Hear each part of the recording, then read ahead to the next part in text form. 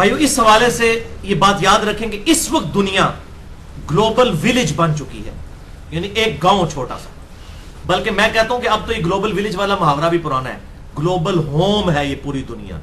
گھر بیٹھے آپ دنیا کی کوئی لائبریری بھی ایکسیس کر سکتے ہیں، اسمارٹ فون کے ذریعے، لیپ ٹاپ کے ذریعے، انٹرنیٹ کے ساتھ پوری دنیا کے ساتھ آپ جڑے ہوئے ہیں.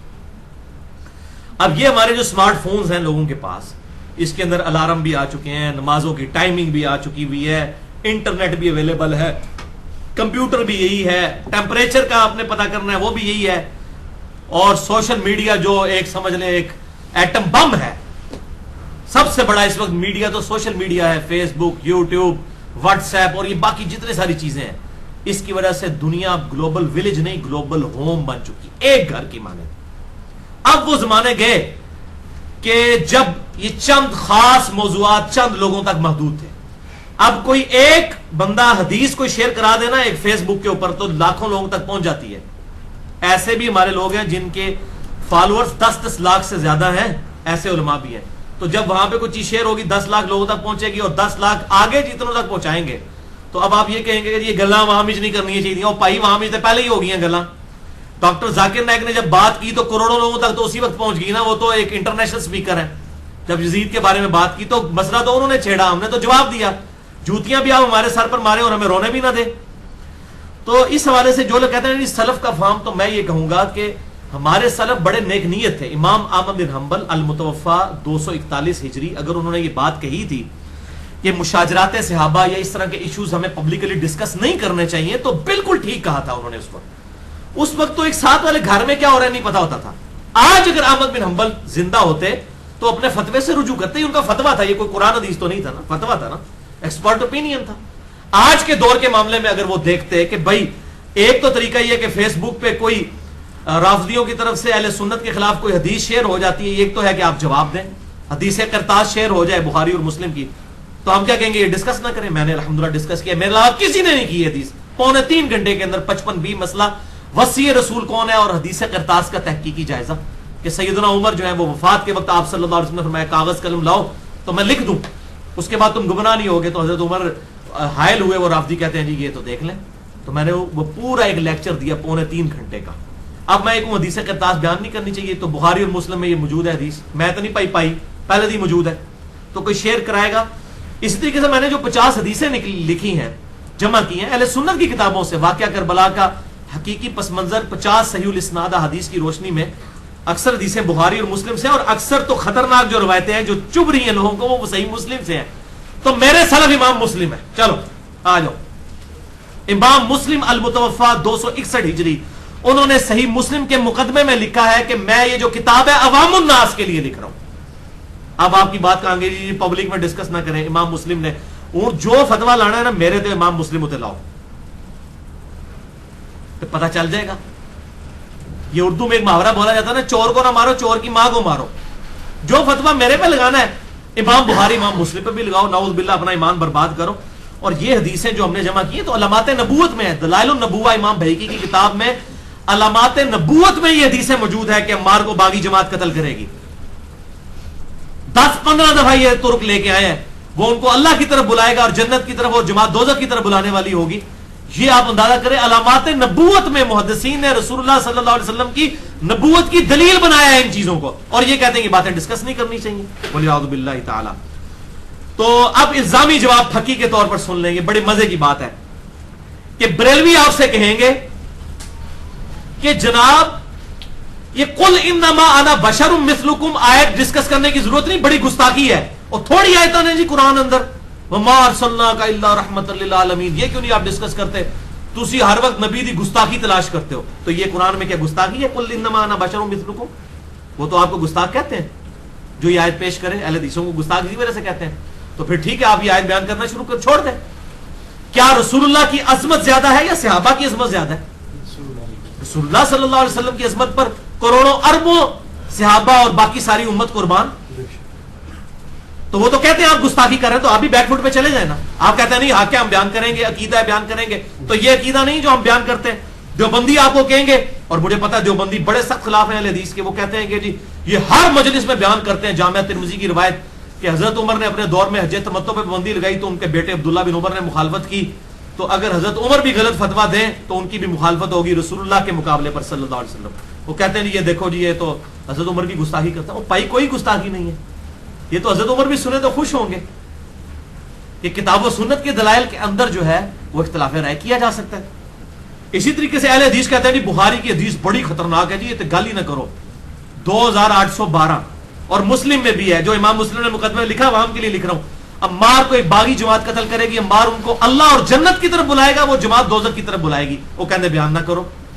اور اہل تشیع وہ آپ کو کہیں گے جی صحیح بخاری میں جو حدیث ہے کہ مولا علی علیہ السلام سے پوچھا کہ بتائیے رسول اللہ کے بعد سب سے افضل امت میں کون ہے، انہوں نے کہا ابو بکر، اس کے بعد پوچھا عمر، یہ صحیح بخاری میں حضرت ابو بکر کے چیپٹر میں یہ حدیث موجود ہے، تو وہ کہیں گے نہیں نہیں نہیں ہم تو حضرت علی کو افضل مانتے ہیں، آپ یہ حدیث نہ بیان کریں، تو پائی کی نو خوش کریے، اسی انشاءاللہ اللہ اور رسول نو خوش کریں گے، اور ان کا ہم کوئی پرواہ نہیں کریں گے۔ الحمدللہ آج بخاری اور مسلم کا اردو میں ترجمہ ہو چکا ہے، انگلش میں دنیا کی کئی کتابوں میں ترجمہ ہو چکا، اب حق چھپ نہیں سکتا نوجوان نسل سے، الحمدللہ۔ بچے بچے کے ہاتھ میں بخاری مسلم آ گیا، اب لوگوں کو یہ کہیں گے کہ پتر نشان لوا لا ہے ساڈے مولوی کو، اے حدیثاں پڑھنی نہیں، اے نہیں پڑھنی، اے آیتاں پڑھنی نہیں، اے نہیں پڑھنی، تو بھائی کو گل ہے کرنے والی، آپ بے عزت ہو گے، خود بے عزت ہوں گے اگر آپ اس طرح کی باتیں کریں گے۔ اور اسی لیے وہ کہہ رہے ہیں نا، کچھ علماء نے میٹنگ کر کے یہ کہا کہ علی کو جواب نہ دو یہ مشہور ہو جائے گا، دوسرے کہتے ہیں بھائی مشہور کے وہ پہلے ہی اتنا مشہور ہے جواب دینا پڑا ہے، تو جواب دو، میں کہنا جواب دو اور بے عزت ہو گے، تھوڑی پبلک تو لتر مارے گی کہ بھی بخاری اور مسلم میں یہ حدیثیں موجود ہیں اور آپ اس کو کہہ رہے ہو، تو سب سے پہلے صحیح بخاری صحیح مسلم کے اوپر فتویٰ لگاؤ۔ تو بھائی ایسی جدید صورتحال کے اندر دو قسم کی اپروچز ہیں، دو قسم کی اپروچز ہیں۔ اپروچ نمبر 1 یہ ہے جو یہ مولویوں کی ہے کہ جی کبوتر کی طرح آنکھیں بند کر لیں، آنکھیں بند کر لیں کبوتر کی طرح، اپنے مسئلے بیان کریں دوسرے چھوڑ دیں۔ اور دوسری اپروچ ہے منصفانہ اپروچ کہ حق کے ساتھ جو باتیں بخاری اور مسلم میں آئی ہیں صحیح سند کے ساتھ ہم تک پہنچی ہیں، ہم ان کو پبلک تک پہنچائیں، اور یہ قرآن نے ہمیں سکھائی اپروچ، فَأْتُوا بُرْهَانَكُمْ إِن كُنتُمْ صَادِقِينَ، لاؤ اپنی دلیل اگر تم سچے ہو۔ قرآن تو کافروں کو کہتا ہے اپنی دلیل پیش کرو، تو قرآن جس مخاطب کو کہہ رہے وہ مخاطب نہیں کہے گا کہ تم بھی دلیل پیش کرو، تو ہم الحمدللہ کتاب و سنت سے یہ دلیل پیش کریں گے۔ اور سورۃ النحل کی آیت نمبر 125 جس کے کانٹیکسٹ میں یہ 4 لیکچر چل رہے ہیں، ادعوا الی سبیل ربک بالحکمہ والموعظۃ الحسنہ وجادلہم باللتی ہی احسن، اس کے تحت ہم الحمدللہ حق بات کر رہے ہیں۔ تو میں یہ دوسری اپروچ کے ساتھ ہوں، لیکن یہ بڑی مشکل اپروچ ہے، بڑے مضبوط اعصاب چاہیے، یہ سارے لوگ مخالف ہو جاتے ہیں، الحمدللہ یہ اللہ تعالیٰ نے مضبوط اعصاب دیے ہیں تو ان کو برداشت کریں، یہ اللہ کی دین ہوتی ہے الحمدللہ۔ اور پھر ذہانت اور انٹلیکچوئل لیول پہ جا کے تعصب سے پاک ہو کر حق بات لوگوں کو بتانا، اہل سنت کا صحیح منہج لوگوں کے سامنے پیش کرنا، یہ بڑا مشکل کام ہے، اور یہ الحمدللہ ہم کرنے کی کوشش کر رہے ہیں۔ اور تمام مکاتب فکر کی جو حق بات ہے وہ قبول کرتے ہیں، جو غلط بات ہے اس کا رد کرتے ہیں، ڈنکے کی چوٹ پہ کرتے ہیں، کسی کے ساتھ کوئی رشتہ داری نہیں ہے ہماری اس حوالے سے۔ تو الحمدللہ میں یہ اکثر کہتا ہوں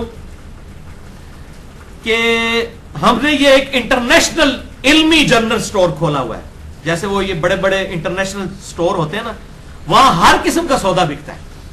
آپ کے تو چھوٹے چھوٹے کنویں ہیں، کسی نے اپنی بحثیں جو ہے صرف رفع الیدین اور آمین تک رکھی ہوئی ہیں، کسی نے صرف اپنی سب و شتم تک رکھی ہوئی ہیں، کسی نے صرف تقلید تک رکھی ہیں، کسی نے گستاخانہ باتوں تک، پورا دین ادھر تھلے انہوں تک گھومتا ہے۔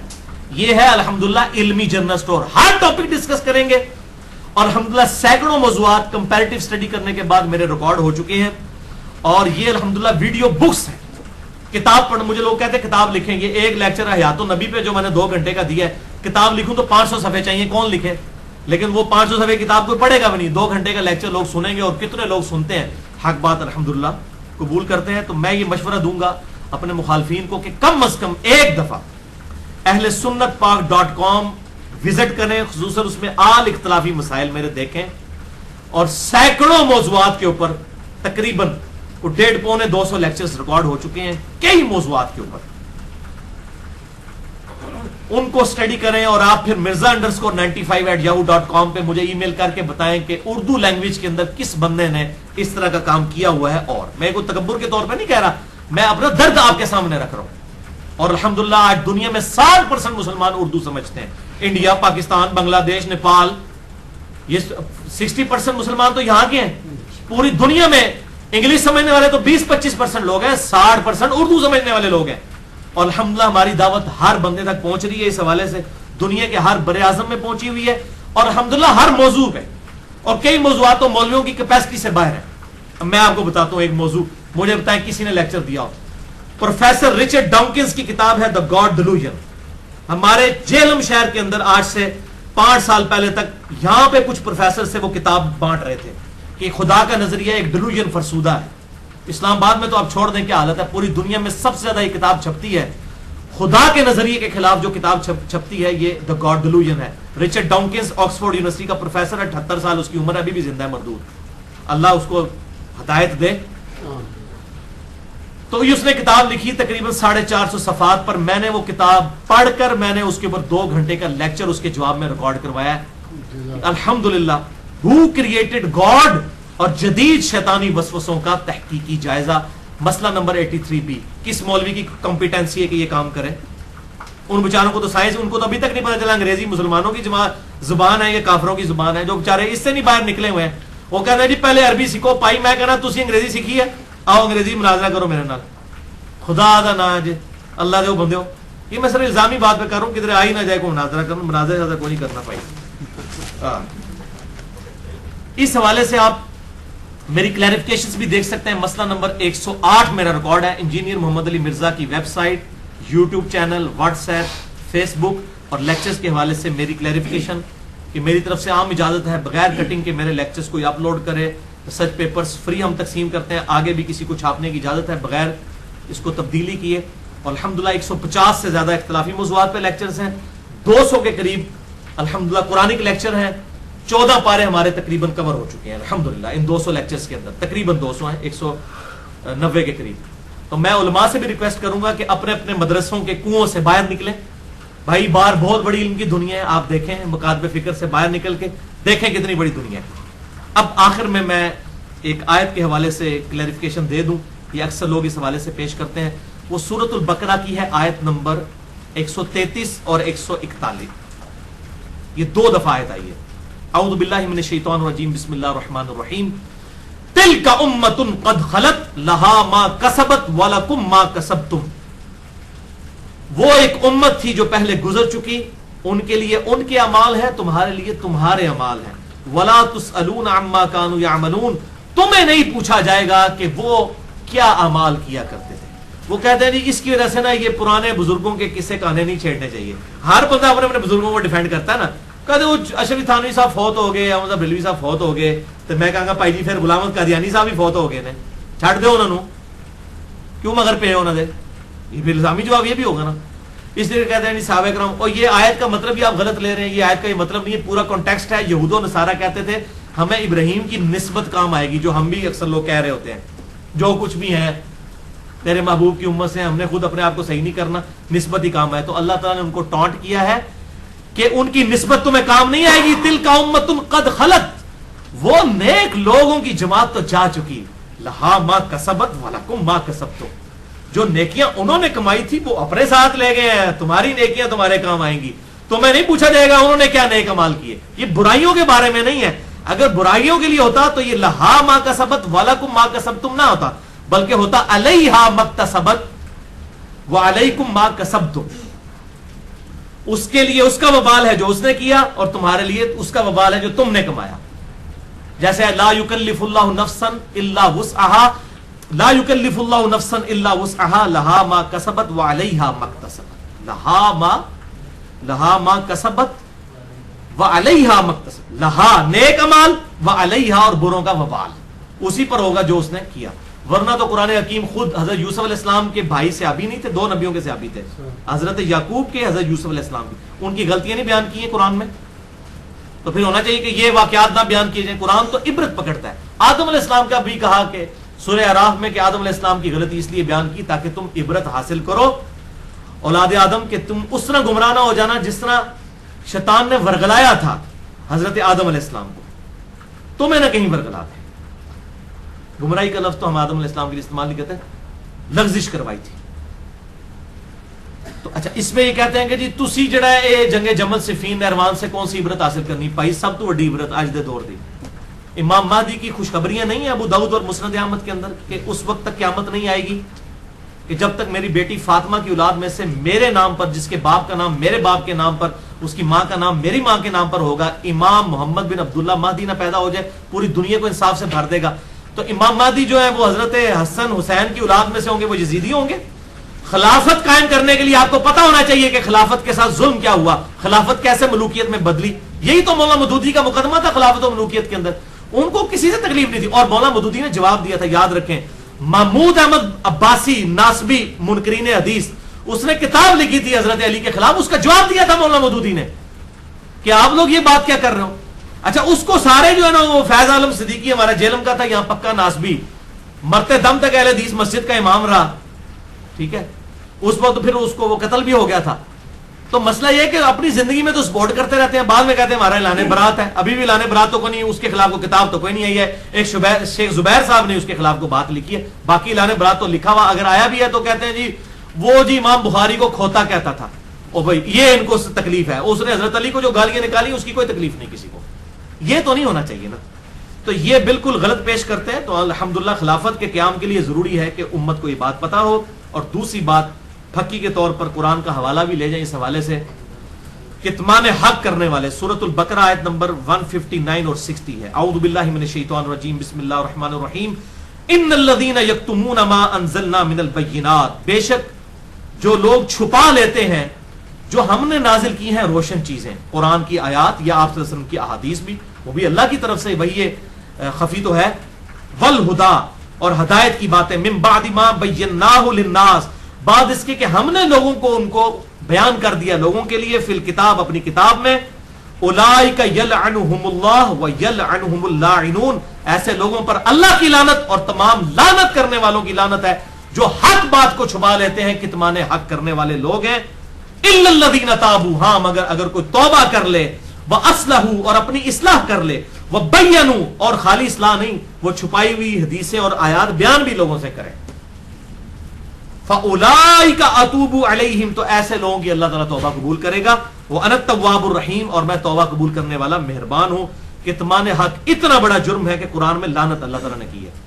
اور ایک حدیث ہے سخت ترین، جامعہ ترمذی میں 2649 نمبر انٹرنیشنل نمبر کے مطابق، ابو داؤد اور ابن ماجہ میں موجود ہے، مشکات میں 223 نمبر ہے، کہ آپ صلی اللہ علیہ وسلم نے فرمایا جس شخص سے کوئی علم کی بات پوچھی گئی اور وہ اسے معلوم تھی، یہ سنیں فتویٰ، یہ اللہ کے محبوب کا فتویٰ ہے صلی اللہ علیہ وسلم، جس سے علم کی بات پوچھی گئی اور اسے معلوم تھی اور اس نے وہ لوگوں سے چھپا لی اور نہ بیان کی، تو قیامت والے دن اس حال میں پیش ہوگا کہ اس کے منہ میں آگ کی لگاؤں ہوگی. اکثر علماء کے ساتھ یہ معاملہ ہونے والا ہے جو کہتے ہیں جی اپنی مطلب یہ گلا بیان کرو دوسری نہ کرو. تو یہ کتمان حق کرنا تو علماء یہود کا طریقہ کار تھا. قرآن حکیم نے ان کی یہ بیماری بیان کی ہے، اور یہ نہ سمجھے کہ یہودیوں کی ہے. بخاری اور مسلم کی متفق علیہ حدیث ہے، بخاری میں 7320، مسلم میں 6781، کہ تم بھی اگلے لوگوں کے طریقے پر چل پڑو گے، قدم با قدم، بالشت بر بالشت. اگر اگلے لوگوں میں سے کوئی گوہ کے سراغ میں داخل ہوا تو تم بھی اس میں داخل ہوگے. صحابہ نے عرض کی صلی اللہ علیہ وسلم ورضی اللہ عنہم اجمعین، کیا ان سے مراد یہود و نصارہ ہیں؟ آپ نے فرمایا اگر وہ لوگ مراد نہیں تو اور کون لوگ مراد ہیں؟ تو یہود و نصارہ کی یہ خرابی، کتمان حق کو چھپانا، یہ اس امت کے اندر بھی ولیعوذ باللہ تعالی یہ لعنت اور یہ معاملات آ چکے ہیں. اللہ تعالی ہم سب کو اس معاملے میں محفوظ فرما کر حق گوئی کی آواز بلند کرنے کی توفیق عطا فرمائے. اب میرا آخر میں اعلان ایک سن لیں میری طرف سے کہ بھائیو، میں نے اپنی طبیعت پر جبر کر کے یہ اپنی 4 قرآن کلاسز قربان کی ہیں، اور آپ لوگوں کے ساتھ بھی ایک معاملہ ہوا. میں نے یہ کوئی خوشی سے نہیں کیا، مجھے پتا ہے میں کتنی اذیت سے گزرا ہوں ان لیکچرز کو تیار کرنے کے لیے. تو یہ 1 سال تک میں برداشت کرتا رہا. پھر لوگوں نے بار بار ای میلز بھیجی، فون آئے کہ جی ایک دفعہ ضرور ریکارڈ کروائیں. تو میں نے لوگوں کے کہنے کے اوپر اپنی طبیعت پر جبر کر کے یہ 4 لیکچرز 124 A, B, C اور D ریکارڈ کروا دیے. اور یہ لیکچرز انشاءاللہ انجینئر محمد علی مرزا کا دفاع نہیں ہے، بلکہ کتاب و سنت اور اجماع کا دفاع ہے انشاءاللہ تعالی. اور قیامت تک لوگ خود فیصلہ کریں گے کہ حق بات کیا تھی. اور مجھ سے اختلاف کا دروازہ قیامت تک کے لیے کھلا ہے، لیکن علمی دلائل کے ساتھ، جذبات کے ساتھ نہیں. ہر بندے کو حق پہنچتا ہے وہ اختلاف رائے. جب میں حق رکھتا ہوں تو میں دوسروں کو کیسے حق چھین سکتا ہوں؟ لیکن اختلاف رائے کریں، گالی گلوچ کرنا، کسی کو سرٹیفکیٹ جاری کر دینا، یہ آپ کام نہ کریں. نہ اللہ تعالیٰ نے آپ کی یہ ڈیوٹی لگائی ہے، آپ اپنی آخرت نہ برباد کریں. اس قسم کی ڈیوٹی خود لے کے اپنے ذمہ اور اپنی آخرت کی فکر کریں. اب اس کے علاوہ کوئی الزامات کوئی بچیں گے نہیں, وہ سارے اس کے اندر کور ہیں, میں نے ہر لحاظ سے کور کر دیے ہیں. پھر بھی اگر کوئی الزام آئے تو آندہ میں نے اس ٹاپک پہ بالکل بات نہیں کرنی ہے. میں نے اپنے ساتھ اور کتنے اپنے سینئر بزرگوں کے ساتھ عہد کیا ہے. اس کے بعد جس نے سوال کرنا ہوگا صرف mirza_95@yahoo.com پہ مجھے ای میل کر کے مجھ سے تسلی والا جواب بھی لے سکتا ہے. اگر کوئی علمی پھکی چاہیے ہوگی تو انشاءاللہ تعالی وہ بھی اویلیبل ہوگی. پھکی والا معاملہ انشاءاللہ کبھی بھی ختم نہیں ہوگا, اویلیبل ہے. اور الحمدللہ دنیا میں 60% کے قریب مسلمان اردو زبان سمجھتے ہیں. یہ دعوت انشاءاللہ کروڑوں لوگوں تک پہنچی ہے اور پہنچے گی. انڈیا, پاکستان, بنگلہ دیش کے اندر, پوری دنیا کے اندر جہاں جہاں بھی اردو جاننے والے لوگ ہیں, اور دنیا کا کوئی بر اعظم نہیں لوگ موجود نہ ہو, اور الحمدللہ انہی علاقوں کے لوگ ہیں جو ڈائنامک یعنی اسلام کی لیڈرشپ کے اوپر پوری دنیا کے اندر جو لیڈنگ طور پر اسلام کو پھیلا رہے ہیں, وہ انڈیا, پاکستان, بنگلہ دیش کے لوگ ہیں. کدھر بھی آپ چلے جائیں, مشرق وسطیٰ کے لوگ بعد میں آتے ہیں, یہ لوگ لیڈنگ پوزیشن پہ ہیں. الحمدللہ یہ حق بات پہنچے گی. میں سب سے یہ ریکویسٹ کروں گا کہ اس حق بات کو پہنچائیں. اور ایک خاص بات یہ کہ خدا کے لیے مولویوں کی اصلاح کی کوشش نہ کریں. مولوی بیانڈ ریپیئر ہے. کوئی گول کیپر اپنے پول میں گول نہیں پھینکتا, وہ تو ڈیفینڈ کرنے بیٹھا ہے اور اس کی مجبوری آپ سمجھیں. ہو سکتا ہے میری بھی اگر روٹی دین کے ساتھ جڑی ہوتی میں ان سے زیادہ حق چھپانے والا ہوتا. اللہ کا شکر ادا کرے کہ ہمیں یہ تقدیر نے ہمارے پہ غلبہ کیا نا, کہ ہمیں ویسے حالات نہیں دیے. تو ان پہ غصہ بھی نہ کھائیں اور ان کے ساتھ مناظرہ بھی نہ کریں, ان کو ان کے حال پہ رہنے دیں. ان کی پبلک تک بات پہنچائیں, پبلک انشاءاللہ حق بات قبول کرے گی. اور میں تمام دنیا میں جو مسلمان ہیں اس دعوت حق کو پھیلانے کے لیے ہمارا ساتھ دے رہے ہیں ان سے دعا کروں گا. اپنے لیے اور میرے لیے وہ دعا کریں جو امام کائنات سید الاولین والآخرین شفیع المذنبین رحمت للعالمین سیدنا و مولانا امام اعظم محمد رسول اللہ صلی اللہ علیہ وسلم کی اکثر دعا ہوتی تھی. صحیح بخاری میں انٹرنیشنل نمبر کے مطابق 6399, صحیح مسلم 6840. اچھا جی, انڈیا میں مجھے بعض لوگ کہتے ہیں انٹرنیشنل مولانا. بھائی جی انٹرنیشنل یہ ہے, یہ نمبر انہیں ایسے میں دینا نا, ایک عام آدمی بھی چیک کر لے. آپ کے مولوی تو جھوٹی روایتیں بیان کر کے چلے جاتے ہیں, پیچھے کوئی اس کا سر پیر نہیں ہوتا. یہ الحمدللہ میں نے بخاری مسلم کا انٹرنیشنل حوالہ دیا کہ آپ صلی اللہ علیہ وسلم کی اکثر دعا ہوا کرتی تھی, اللہم ربنا آتنا فی الدنیا حسنہ وفی الآخرۃ حسنۃ وقنا عذاب النار. اے اللہ ہمیں دنیا میں بھی بھلائیاں عطا فرما اور آخرت میں بھی بھلائیاں عطا فرما, اور آخرت کی سب سے بڑی بھلائی کیا, وقنا عذاب النار, اس آگ کے عذاب سے ہمیں بچا لے. اللہ تعالیٰ سے دعا ہے آج تک میں نے جو بھی حق بات کہی اللہ تعالیٰ ہمارے دلوں میں اور پوری دنیا میں جہاں تک دعوت پہنچ رہی ہے ان کے دلوں میں راسخ فرمائے, اور جس بات میں آج تک میرے منہ سے کوئی غلط بات نکلی ہو اللہ تعالیٰ ہمارے دلوں سے محو کر دے. ہمیں کتاب و سنت کی تعلیمات پر عمل کر کے دوسرے بھائیوں تک پہنچانے کی توفیق عطا فرمائے. سبحانک اللہم و بحمدک اشہد ان لا الہ الا انت استغفرک و اتوب الیک وما علینا الا البلاغ المبین.